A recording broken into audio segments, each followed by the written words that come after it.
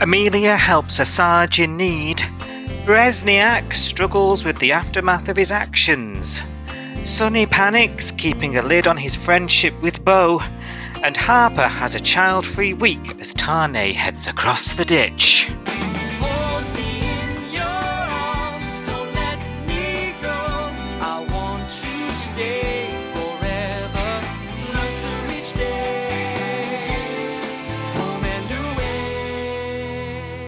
I don't get it.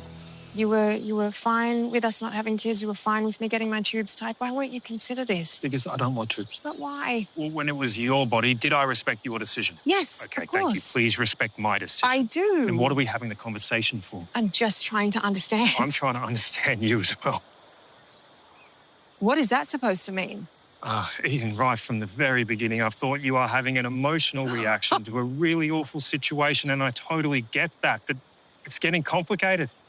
And big decisions are being made, and I just don't think that you've thought it through. Right, so you're waiting for me to change my mind? Which you have every right to do. Yeah, except I won't. Yep, and I understand that from where you're standing, this doesn't feel like an overreaction, but from where I'm sitting, it looks like an overreaction, and you can't expect me to just go along with it. Then we have a problem. We have a very big problem. We are Cy and Sophie. This is Coastal News, a home and away podcast, your weekly episode companion podcast for your favourite Aussie soap. But I really apologise. I had a couple of margs, Sophie, and I called you up. I said some things. I left you a voicemail. I'm really sorry. I hope it's not too awkward. I have no recollection of this whatsoever. Oh, phew. No voicemail for me, doll. How are you? Are you all right? I'm good, thank you. Are you? I'm all right, thank you. I have just about had enough of babies. Oh, God. Gyms. Baby gym You bags. name it. Yes. It's been a week. It's been a week. I have struggled. Have you struggled this week? Yeah. I just think it's... we've said it before, haven't we? When like there's a couple of stories you don't like that are getting all the airtime, you're like, come on. And it's not that I don't think it's being well done or the characters are thinking, I just don't like the story. No. So we'll come on to it, I'm sure. As I said a couple of weeks ago, babies in gyms are just not my thing. No. And there's been a lot of that recently. Yeah, and it came off the back of like all that sort of shooting stuff that was quite exciting. I enjoyed the shooting. And we didn't get to talk about the shooting on air, but how did you feel about the fact that your favourite Sarge... Were you worried that there was some peril? Bouncing off the walls with excitement. But I didn't actually think anything would happen, yes. And then, thankfully, new super doc... Amelia, she keeps telling us, in case you've forgotten, it's Amelia. Yes. We just able to fish it out like a game of Operation. She did. That bullet. Yeah, she did really well, actually. Yes. Yes. Yeah. I quite like her. First impressions of her, I quite like her. She's a bit of a I think I texted you, didn't I? I was like, why is she treating the hospital like she's at a speed date night? Like, why is she trying to pick up all the men? Like, she was chatting up Sarge, and then Cash turned up and she was like, oh, are you here for someone's hens? And I was like, no. What? Yeah, she got a bit of a something for a uniform, hasn't she? Definitely. Yeah. Actually, I think the early clues are the Langhams. She's sort of comforted the daughters, hasn't she? And she's got to know them a bit through this. And obviously her and Dave have got a bit of something. I think it fits, actually, early signs. Yeah, they've got chemistry, for sure. Yeah. But honestly, she just sort of appeared. Yeah, she did. Was it? Yeah, she did. Yeah, there wasn't any like introduction. It was just like, no. Right, put him on the thing and get a defibrillator or whatever the first line was. I can't remember. Yeah. Yes. I was like, okay, oh, here we are. And who here are we you? are. I know. And everyone's acting like you've been here all along. I know. What the fuck? They do that with us sometimes, though, to mess with us, I think, because it makes you go, hang on a minute. Have I missed something? Has she been here before? Yes. She has actually. Has she? The actress. Has she? Has she been on the show before? Yeah, years ago, like Kim Hyde days. Oh wow! A brief stint, like an episode or two. Yeah. Somewhere, God. Didn't know two-bit that. character. Yeah, well, obviously come back round because we're running out of actresses. We've got new doc, we've had a shooting, all that stuff, and then we spend a week revolving with some of these things that we're not that interested in. So we're going to get through it, and hopefully be enthusiastic.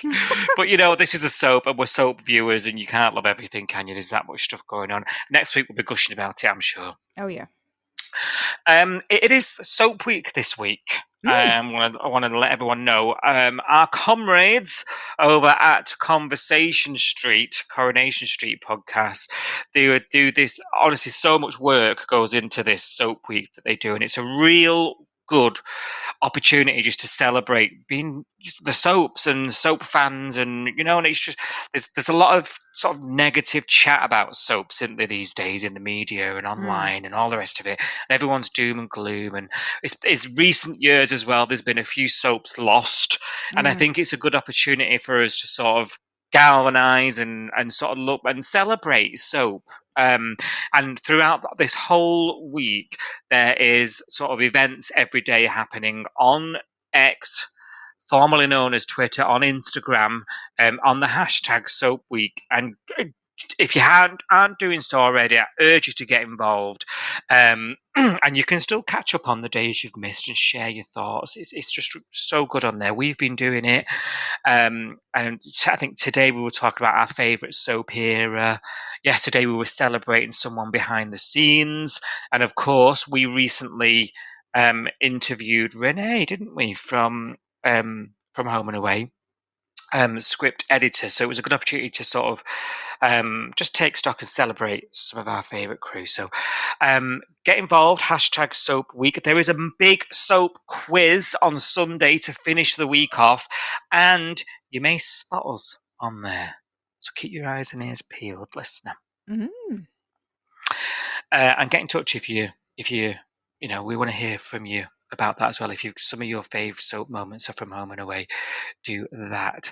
Now we also Your Say on the Bay is back. Basically, we're back open. The form over at coastalnews.com is back open. Part of this podcast is about you getting involved and the engagement and the chat and the community. And we had to, due to life, close that throughout the month of June. That is now open. So we urge you to get in touch. How can they do that, Sophie? Yeah, it's easy. So you just go to coastalnewspod.com. There is a form on there in the Your Say on the Bay section. You just put your name, and then there's a lovely big box where you can type all your thoughts about what's happened on the show recently, what you think about it, and those get pinged to us, where we will hopefully include them in the next section of the podcast for Your Say on the Bay. We're also on social media as well. So I know Sarge just mentioned X, Twitter for the Soap Week, hashtag Soap Week tweets going out this week, but we're also on there if you want to follow us. Coastal News Podcast at Coastal News Pod. We're on Facebook, Instagram, Threads, YouTube, and Blue Sky as well. I'm sure there's a few places I've forgotten. And we also do a tweet along live, so we watch the show between 6:30 and 7 Monday to Friday, and on X, Twitter, we use the hashtag Home and Away UK, and we talk about the show as we're watching it. So that's a good way to get in contact with people if you want to talk to other people about the show as well. There's lots of ways now to get in touch with people, which is nice. Like, that's the good bit about social media, the social side of talking about things that you enjoy, and other people enjoy as well. So that's the nice bit of social media, I think, isn't it? Okay, the only reason I go on it now. Yeah, definitely. Yeah. Thanks. Yeah. So get in touch, get involved. We're keen to hear from you. Actually, I've got a prime example of the kind of thing we're after, because we got an email during the blackout from a listener over in Australia, and I thought I'd read this to you because you've not heard this, Sophie. I have no idea what's going on. Yeah, nervous. So it tells people the kind of thing that we like to do on Your Say on the Bay. Yeah. So this is from Kate Smith over Kate. in Australia. Kate from Australia. Might have to cut that. She says, hi, Science Soph, brackets, drunk fangirl warning, close brackets. Love it.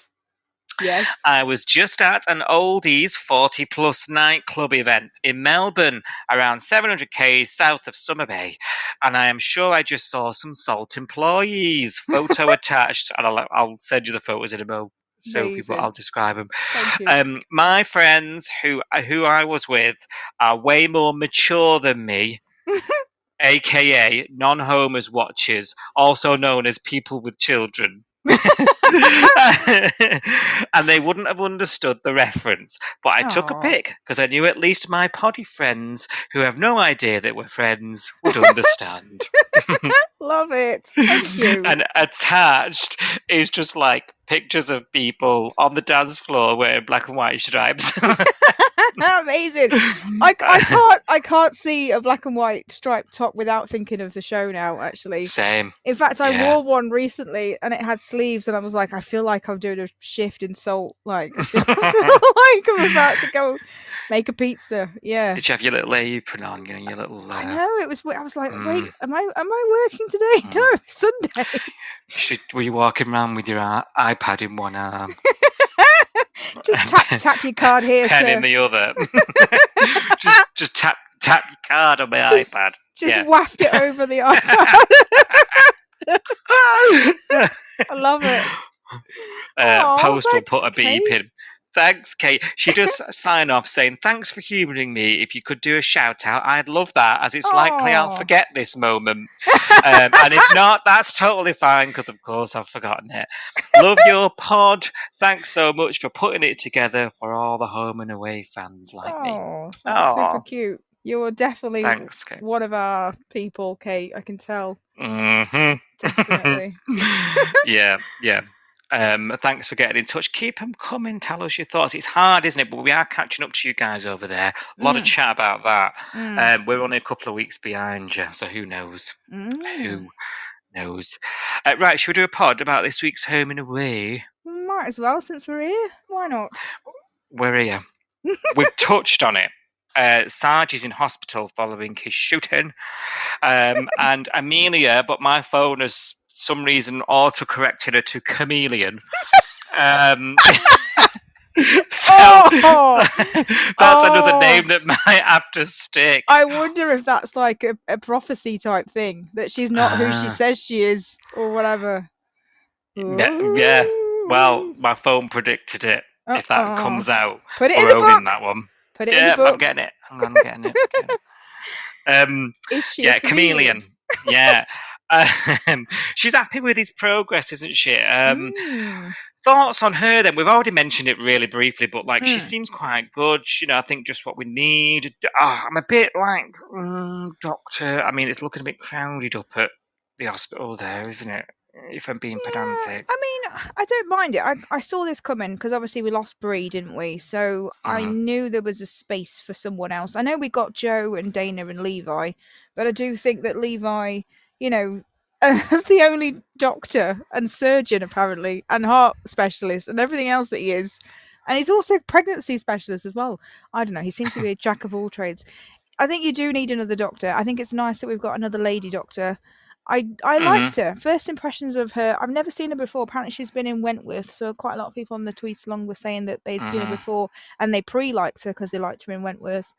But I think she seemed really cool. Like, I like the way that she came in, she took control, she didn't annoy me. You know, like some people when you see them as a first time character, you kind of get a bit like, ugh. You know what I mean? Like you have an instant reaction that's a bit like, oh, like where did you come from? And it feels a bit jarring. Yeah. But I didn't get that with her. I just instantly was like, yeah, I like her. Like she seems a bit cheeky. She's got a bit of a personality. Like she's not just a boring doctor, you know. I think she's believable as a doctor as well. Yeah. You know, like she doesn't. I never questioned her. You know, I just sort of like, oh yeah, doctor. Yeah. The actress was obviously very good. You're right. I've heard great stuff as well, and she played a very popular character on Wentworth, and I think she has a lot. This is a real big coup for the show. Yes, put it that way. and she's a very popular personality. So I think I'm expecting big things. You know, Good. Okay. Cool. yeah. So basically, yeah, Sarge has woken up and Chameleon is looking after him very, very well. And including, she's checking checking everything out and checking all his obs, as we said, making sure he's okay. She's even checking if he's got a wife. Yes. And Doing her homework already. Will your wife be visiting? I was like, God, I hope not. That'll be terrifying. I don't know. It might have made this week a bit more interesting.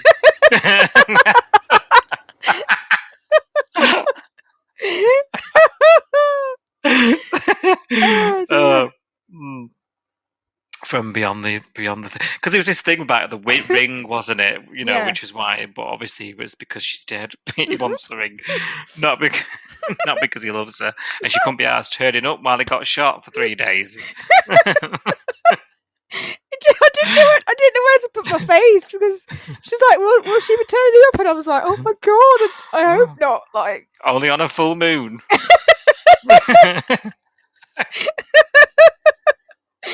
Oh, God.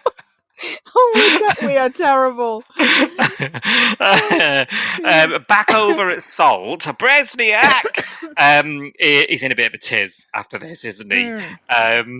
He's just shot his boss, who he was already on final written for having a drink in uniform.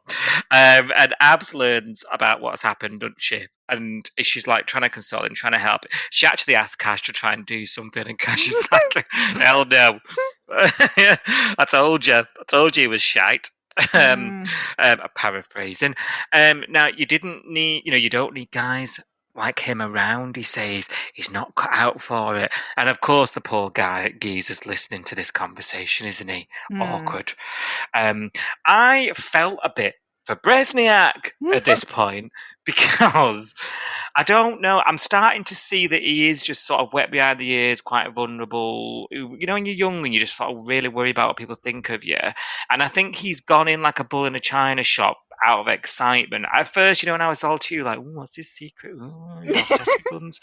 But actually, I've climbed down from it, and I am a bit like, this has made me see like the fact that he's like, really worried and stressed about this. I've really messed up. I believe his remorse, and I think he's just like a young, naive, out of his depth kind of guy. I don't think Cash is wrong in what he said. He's not cut out for it.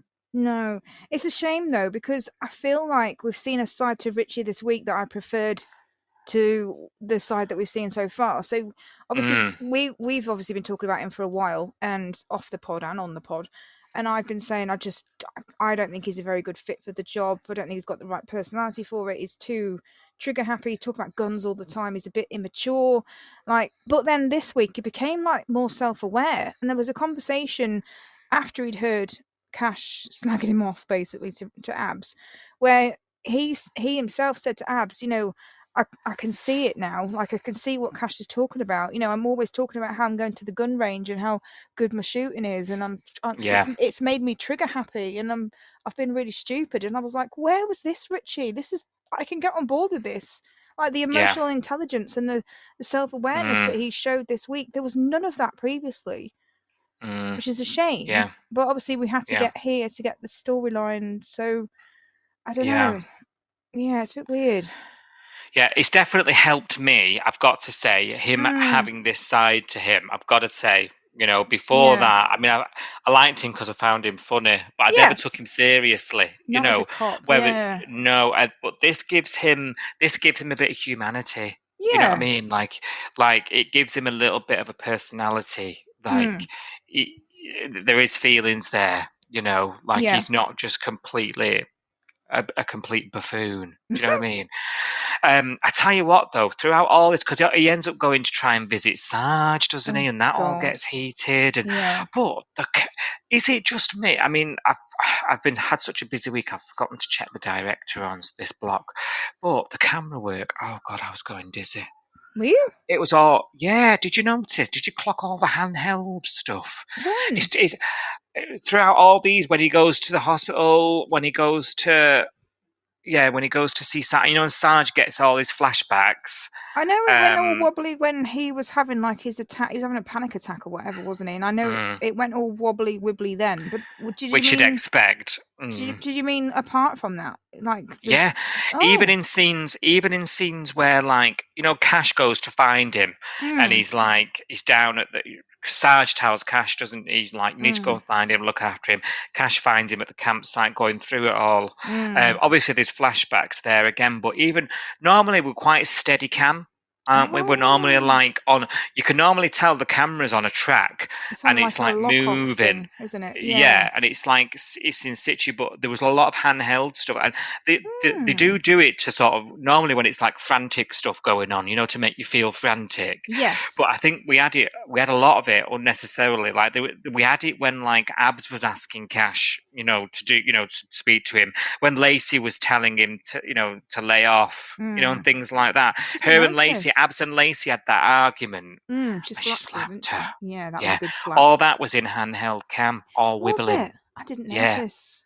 I think I watched this distracted, I'll be honest, because I think I was multitasking while it was on. But I didn't notice. That's interesting.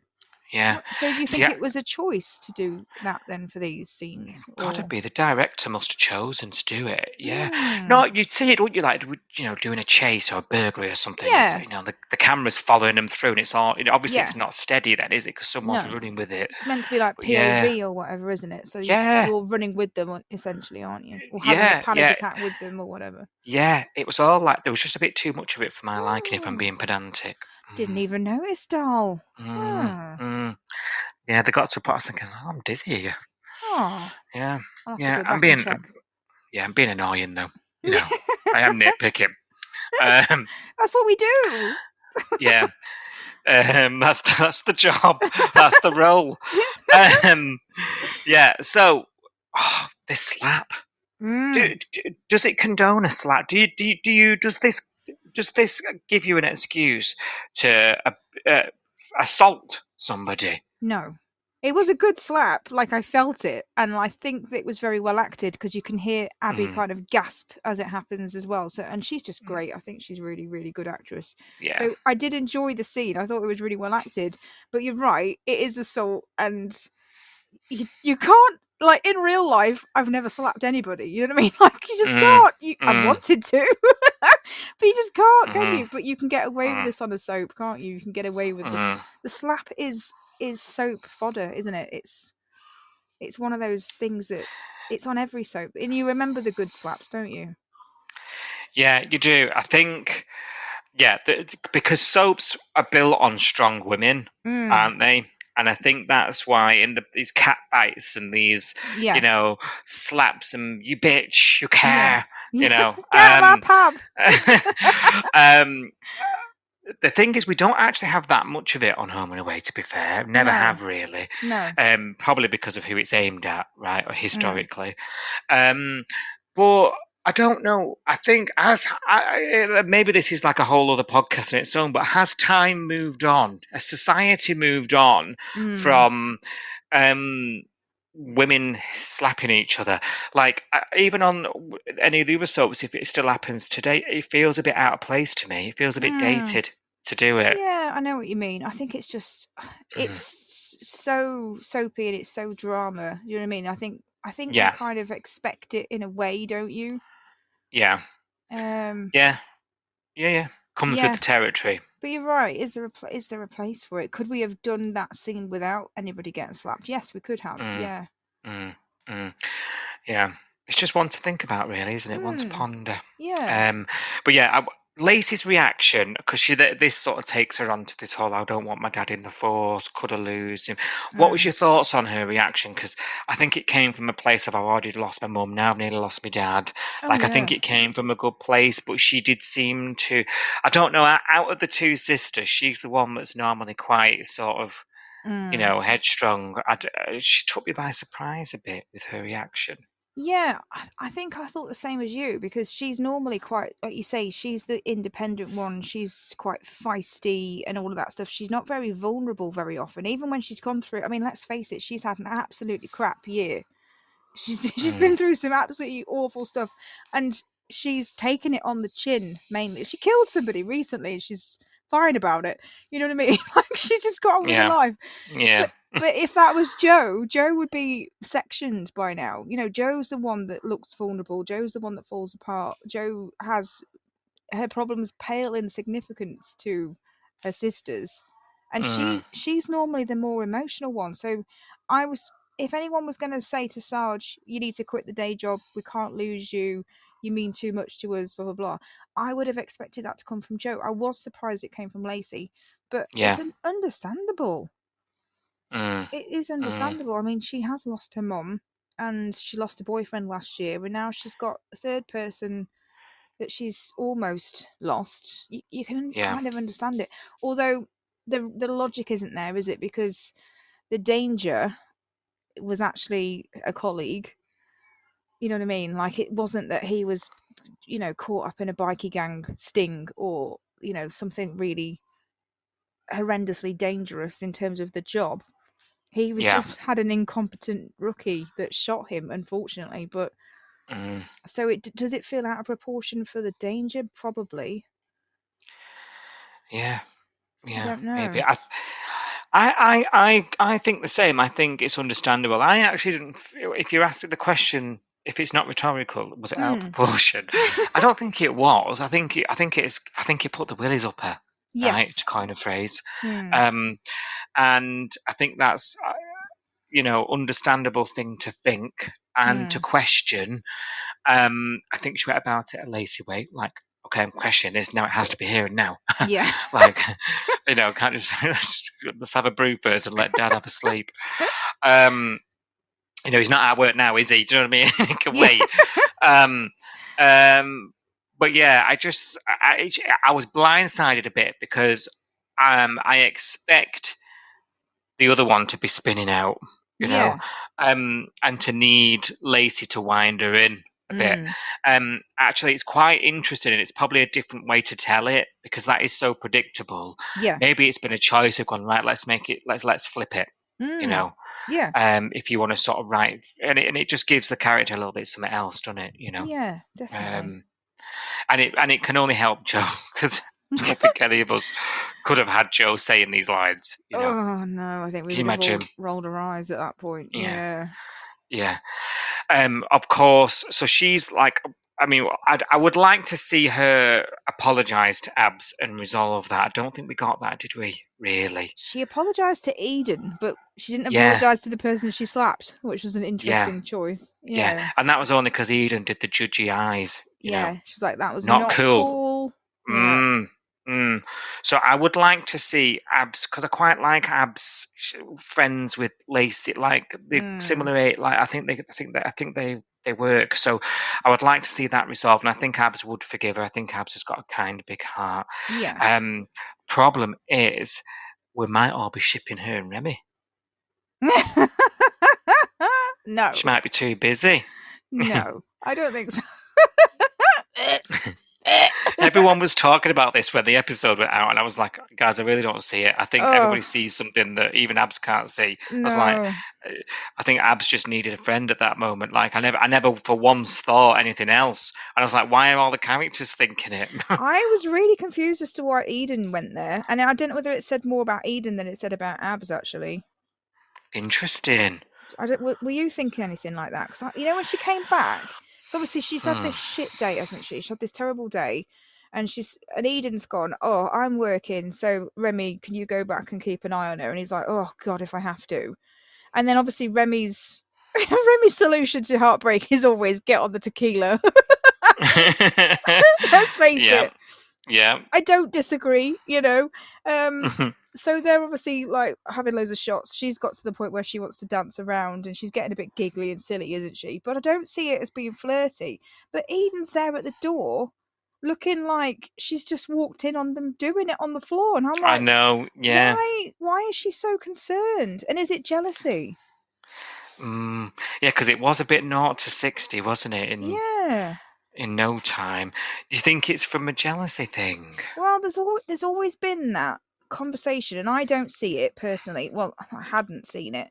A few people online are saying, I think Eden and Remy are a thing. I think they've hooked up in the past. I think she's still got feelings for him. And I've never seen it. I've only ever seen them two as best friends and it being platonic. I've never seen anything romantic in them at all. But then when I saw her clocking her sister dancing with him, she looked jealous to me. She looked like really miffed. And I was like, what's this? Is it because it's her bestie and she doesn't want her sister and her bestie hooking up and that's weird? Or is there something more to it? And I was like, I don't get it. I don't know.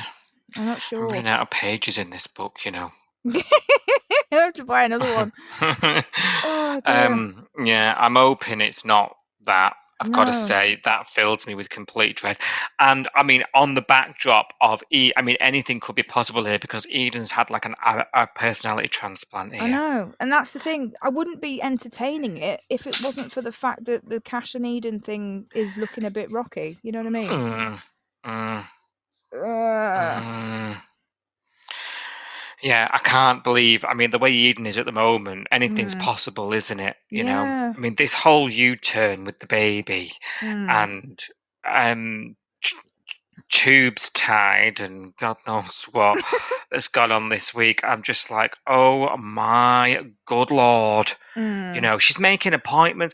I mean, Cash has been throughout this horrific sort of blindside that he's been given, gone into this relationship with a certain sort of conversation that they've had, a certain sort of set of expectations, and I do get that, like, her brother's experience has affected her, and I understand that. And Cash understood that, and Cash gave her the space, didn't he? To sort of, he didn't sort of kick off. It didn't end up in a slangy match. Didn't scream. Didn't shout. He just was like, okay, I need to accept it. And he said something this week, didn't he? Was like, I thought it was like you were high emotion, and eventually you'd calm down. You know, and I actually think. I don't think he could have handled it any better in terms of her just coming out with that the way she has done. But actually, she's then gone on about it and on and on and on. She's booked appointments about getting her tubes tied. Sorry, darling. Anyway, not your age. Sorry. You know, she's looking up things. She's researching. It's all just come out of the blue. It is nuts, and I've been watching Cash very closely, more closer than usual, this week, and I've been like, what is he supposed to do at this point? You know, if he turns around and says, "Well, I want kids, we're over," he's the bad guy. If he shuts up, puts up, he's still the bad guy because she's begging him to say something. Do you know what I mean? Yeah. The guy can't win. He can't. This has been a really tough one for me this week because. Not because the storyline. I think the storyline has got legs. I think this is something that's quite more so nowadays is quite relatable for ladies of Eden's age and older. So I do feel like this is an important like issue storyline or whatever. I just think it's a real shame the way that it's gone out this week because it's really hard to sort of feel for Eden in this moment because of the fact that Cash is having one of the worst weeks in his career. His boss has been shot, and he's having to support the dickhead that shot him, who he doesn't even like, you know, and he's having to be there for him and like console him and stuff, and he doesn't even like the fella, you know, he's having a terrible time, and obviously with his boss gone, it means that Cash is both having to be in the city with Richie and somehow having to manage YCPD single-handedly as well. I don't really get that, but he's having a really tough week at work, and then she's got this being a bonnet and she's obsessive and she's, you know, this decision that she's trying to make is massive. And I know it's her body and everything and her choice. And I totally agree with that. But she needs his support. She needs to get him on board. They need to have these conversations. And she's doing it all while he's in the city and then leaving him voicemails. And I'm like, this isn't actually urgent. Like, you're not... Cash isn't even there. You're not going to get pregnant while he's in the city. So why can't this wait until next week? when David's back on his feet, Richie's had the hearing, you know, and it's we can have a proper conversation instead of trying to do it all while Cash is having the worst week of his life, and then he's trying to navigate this marriage, heavy marriage conversation with heavy work stuff going on at the same time. And I feel like this, for me, was such a shame, because actually the marriage conversation is important, and the kids, you know, contraception and all that stuff is an important conversation, but it's hard to see Eden's side when she's being selfish and No, I agree. ignorant. And I don't understand the urgency, do you? No, I don't. Like, he hasn't been pressuring her to have kids. They're not even doing it. He's not even there. Well, that's another thing as well. I mean, honest to God, I nearly flipped the couch when she summoned him home to tell him to get a vasectomy. Oh, God. I mean, again, important conversation, and I think it is. I think it's important to show this stuff, because not many soaps tackle this conversation, and not many of them do it very well. And I think it would be nice to see someone do it properly. But again, I couldn't really get into the storyline, because all I was thinking was, not now. This is not the this is not the week. This is not the time. This is really badly. I don't know. And then the worst thing was, she called him back from the city to have this conversation while he's got all this other shit going on. And I'm like, this is not the time for this. Yeah. This can wait. But she's also throwing it back in his face, all the stuff he's done in the past. Like, she's dredging up, oh yeah, and then you dropped me by Flick's graveside and dumped me. And I was like, oh, like, I know. You can't throw that in his face when he's having this really shit week and we're having this massive conversation. I lost it with her this week. I know. Yeah. I don't know what I'm watching. Really don't. No. And Eden's one of the good characters. Like, what is going on? What has gotten into her? And like, I think now, for me, it's past I'm going to say excuse, but like, it's past that. I don't think you can explain this away now by saying, I don't want to go through what my brother's gone through. No. Because, like you say, like, there's no risk of her falling, you know, while he's in the city and she's at work. Do you know what I mean? No. And anyway, until you know, there's always a hand job. Do you know what I mean? Like, there's other ways. There's other things they can do. Just ask David and Sonny. You know, they found ways when he was in a wheelchair, for God's sake. Also, Sophie, what have they been doing for 3 years and not managed to conceive? So, like, I can't get on board with the urgency that she's piling on it to the point where she's running down to Yabby Creek and screaming, "Is our marriage over?" And I'm like, I need you to tell me now. And I'm like, or he can tell you after work. Like, that was horrendous. Imagine being at work, your other half comes in and he's like, "Are we over? Tell me now." And then you've got to try and sit there and carry on with the rest of your day. Not just that, but not just your other half coming in and saying it in front of all your colleagues, but her bestie also came down and asked, "Is your marriage over?" What the hell was that all about? In the middle of the office, your wife's at home crying. She thinks your marriage is over, and everyone's like, "Whoa!" Someone in the back was getting the popcorn out. I swear to God. I know. Someone was starting a Slack channel to talk about it. I was cringing. Yeah. It was horrific, and I just think like this. All this guy has done is try and like. He's been really reasonable. Go to work, and he has, and he said to her. I mean, they had that chat, didn't they? When they eventually sort of spoke a bit after he had his night out by this lovely new pier we're going to. This nice little jetty. I do like it. Yes. New location unlocked. Yeah.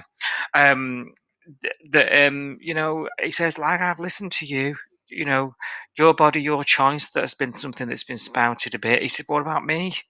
You know, you're insisting that I have, and I don't want it." And I thought, well, it's about, I'm glad he's spoken up a bit now. You know, and her explanation is, well, it's reversible for you. Yeah, I mean, this is where... What's that got to do with the price of fish? Unfortunately, this is where the storyline lets me down a bit, because there's also reversible options for women for fertility, for get your tubes tied, depending on how they do it, whether they take the tubes out or whether they just tie them. One is reversible and one is not. One is actually so reversible that sometimes it heals itself and you get pregnant anyway. But there we go. It's not dealt with. This is the problem with this storyline for me. It's not dealt with it in enough detail for it to be meaningful. And all it has been is just, it feels like a vehicle to put a wedge between these two characters for some reason, which I'm not enjoying, because I do really like this couple. I do really like both characters singularly as well as together. And I just feel like this storyline could have been done differently, and I probably would have enjoyed it more and found it, I don't know what the word is, but more relatable and more kind of, I don't know. I have opinions about this kind of like topic, you know what I mean? And I don't feel like it's doing it justice. So right. And if you're better read than the storyline is, you're going to look at this and be like, what a load of, you know what I mean? So I get it completely. And as someone in Eden's shoes, let's say, who doesn't want children, of course it's supposed to be a storyline that speaks to you. You know, and if it isn't doing its job for somebody like yourself, you know, it's like you say, it feels like a misfire, and like it's just going to. Now, there's been chat. This has spurred some chat online about stuff, and I'm going to share it with you. Just sort of, I'm just going to park it. Right, we don't have to do anything with it. We'll just leave it in the parking lot. Right. Okay. But people are saying like they can see this making cash stray. And there is a movement, a very small movement out there of people who are saying, wouldn't it be carnage if it was Mac that he went and strayed with? Yes, because that's his sister-in-law. That is a conversation that is sort of out there in the cloud. Just to let you know. That's what the viewers want. Oh, they want it, or they think it might happen. There's two different things. They want it. Bit of both. Bit of both. I don't want that to happen. I can see it happening. I can, obviously it's plausible, isn't it? I think. But I don't want it. What do you make of it? Well, it hadn't crossed my mind because I was just thinking poor Levi. Would you believe? We've come a long way since he joined the show. Wow. Especially given because it's almost a parallel, isn't it? Like the support he's giving Mac, you know, and almost to the detriment of his own wants and feelings. It's very much the same as Cash and Eden, isn't it? You know, and whether that means you're attracted to chaos, aren't you? When you are chaos, I suppose. Yes. So that's what people are sort of muttering, or some people are muttering anyway. So just thought I'd share it with you as a Cash fan. That would be interesting, but I could also see it turned on its head, and Eden accidentally getting pregnant by some random. You know what I mean? Like she gets drunk in some bar somewhere and like throws caution to the wind with some fella. And doesn't pre-tying of one's shoes. Yeah, like just does a stupid thing basically, and then finds herself in the scenario, in the nightmare that she is trying to avoid. That would would be carnage, wouldn't it? But it would be make for a good soap. It would, but then I can't do that to poor Cash. Like I know. God, this is the problem. If you bring it back to Cash, you're like, oh no. So yeah. But it might doesn't deserve it, doll. There's loads of stuff you could do. You could bring Gary back to support him. Oh yeah, you know, I'd always be up for that. More Gary, please. Anybody listening, more Gary. So watch this space. Who knows where we'll be in 2 months? I'm genuinely terrified. with any luck, it'll blow over. But I don't know. I've got a bad feeling. But blow over. Sorry. Can't help it. Well, talking about tying up tubes, maybe we'll tie him into a nice bow. Oh, I see what you did there. Well done. Oh dear. Sonny, he's up and around sans crutch. Yes, that didn't take long. Whatever was on. Can I have some? Yeah. We want some of these enhancing performance supplements, please. And now Harper tags along with him to the gym because, she's at a loose end, which we'll come on to. But basically, she's with child and, without child for a change. But apparently that's, yeah. It's literally a long-running, ongoing joke on the pod that she never has his kid, and now she's at a loose end that Tane's took him across the ditch. And she doesn't know what to do with herself other than tag along with Sonny to the gym. So there we go. You're up to speed with Harper. And Harper likes what she sees. She meets Beau, doesn't she? Beau being the local performance enhancer, which makes me want to vom, let alone say it out loud. Yeah. And she likes what she sees, doesn't she? Yeah. Learning it all up. Apparently. She's full circle. She's back at the gym. She's picking up men. We all know where this leads. I was waiting for someone to say, wasn't your baby conceived in that office over there? Yeah. Yes, it was. Cross trainer, that's the cot. Yeah. Yeah. Yeah, absolutely. Yeah, I always thought she's despicable. But she's obviously got a short memory, is probably what it is. Now, Harper likes what she sees, and Sonny tries to put her off because he's really not liking what he sees, is he? He's trying to not make it apparent that he is friends with Beau for he's nearly said benefits for his own benefit. Now that I would watch. That would be a better storyline. Oh my god! I need a home and away writer to write me out of this hole. I'm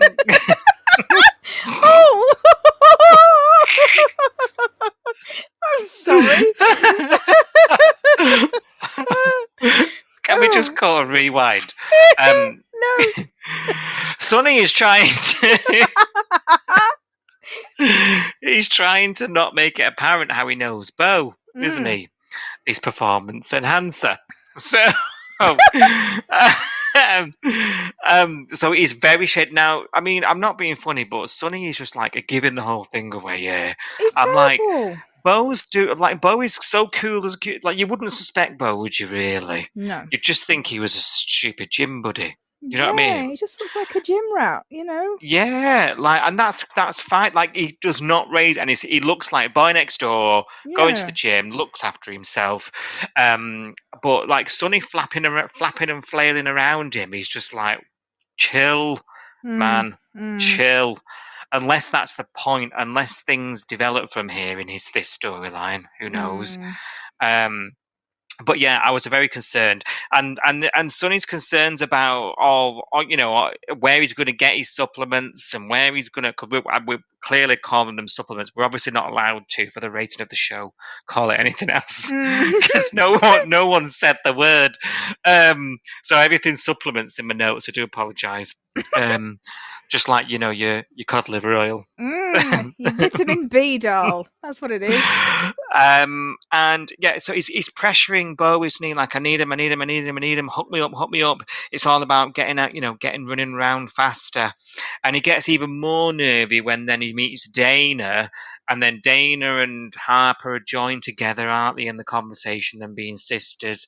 And Sonny's spiraling at this point. I mean, the point where we get to is Dana has set up them and Sonny starts lying to every man and his dog.